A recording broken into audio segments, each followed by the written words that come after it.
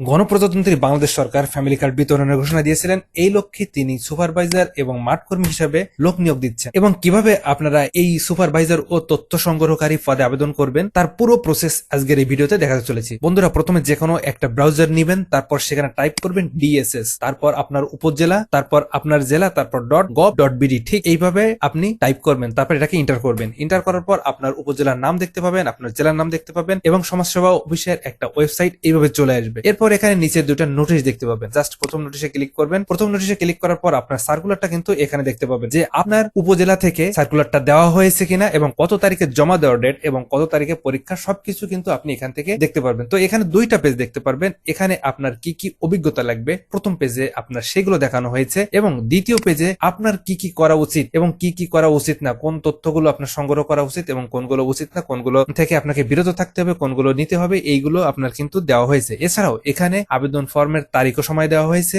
আবেদনের জমা দেওয়ার তারিখও সময় দেওয়া হয়েছে এবং ব্যবহারিক পরীক্ষার সময়ও কিন্তু এখানে দিয়ে দেওয়া হয়েছে। এরপর আমরা ফাইল 2 তে চলে যাব। ফাইল 2 তে যাওয়ার পর আমাদের যে তথ্য, যে আবেদন ফর্মটা, সেই ফর্মটা আমরা দেখতে পাবো এবং এই ফর্মটা কিভাবে পূরণ করতে হয় আমি আপনাদেরকে ধাপে ধাপে দেখিয়ে দিচ্ছি। প্রথমে কিন্তু আপনার পদ ও এলাকার তথ্য দিতে হবে, অর্থাৎ আপনি কোন পদে আবেদন করতেছেন সেটার নামটা লিখতে হবে। তারপর আবেদনের তারিখ লিখতে হবে। প্রথমে আপনার নাম, তারপরে আপনার পিতার নাম অথবা স্বামীর নাম, এরপর আপনার মাতার নাম, তারপর জন্ম তারিখ দিবেন, NID নাম্বার দিবেন এবং আপনি যে সিমটি ব্যবহার করছেন সেই সিমটির নাম্বারটা দিয়ে দিবেন। তারপর আপনার ঠিকানাটা দিয়ে দিবেন। বর্তমান ঠিকানা এবং স্থায়ী ঠিকানা যদি একই হয় তাহলে একই দিবেন। এরপর আপনি নারী পুরুষ যেজন হন সেখানে একটা টিক দিয়ে দিবেন। তারপর আপনার ধর্ম অনুযায়ী বক্সে একটা টিক চিহ্ন দিয়ে দিবেন। এরপর আপনার সর্বোচ্চ শিক্ষাগত যোগ্যতা বলে রাখি, আপনি যদি সুপারভাইজার পদে আবেদন করতে চান তাহলে কিন্তু আপনাকে সম্মান পাস হতে হবে, অর্থাৎ ডিগ্রি অথবা অনার্স যে কোনো একটা হলেই হবে। আর যদি আপনি মাঠ কর্মী হতে চান তাহলে আপনাকে কিন্তু SSC বা HSC হলেই চলবে। এরপর আপনার পরীক্ষার নাম ও পাশের সালটা দিতে হবে, কোন শিক্ষা প্রতিষ্ঠান থেকে পাশ করেছেন সেটা এখানে দিতে হবে। এরপর আপনার বর্তমান পেশা কি সেটা উল্লেখ করতে হবে। অবশ্যই আরেকটা তথ্য আপনাদেরকে বলে রাখি, আপনি যদি কোনো সরকারি চাকরিতে কর্মরত অবস্থায় থাকেন বা কোনো একটা চাকরিতে যদি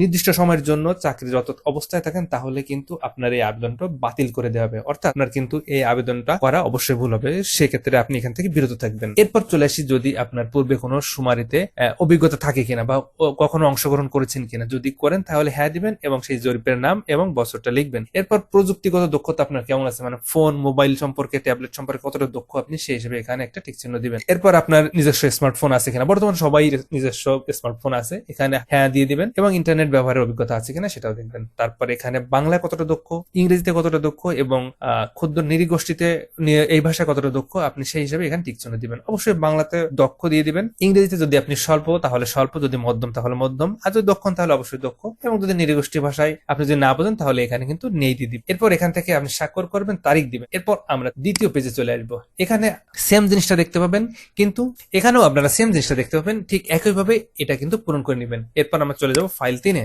এখানেও কিন্তু সেই একই ধরনের তথ্য আপনারা দেখতে পাবেন। সেই একই ধরনের তথ্য দেওয়ার পর নিচের দিকে কিন্তু একটা আলাদা তথ্য দেওয়া আছে, সেটা কিভাবে পূরণ করবেন আমি আপনাদেরকে দেখিয়ে দিচ্ছি। এখানে কিন্তু থাকবে ওয়েব অ্যাপ্লিকেশন ব্যবহারের দক্ষতা, আপনি কতটা ওয়েব অথবা অ্যাপ্লিকেশন ব্যবহার করতে পারেন, কতটা দক্ষ আপনি আছেন বা আগে কখনো ব্যবহার করেছেন কিনা সেভাবে কিন্তু এখানে টিক চিহ্ন দিবেন। যদি আপনি কোনোভাবে ভুল তথ্য দেন তাহলে কিন্তু আপনি ব্যবহারিক পরীক্ষা অথবা মৌখিক পরীক্ষার সময় কিন্তু আপনাকে বাতিল ঘোষণা করা হবে।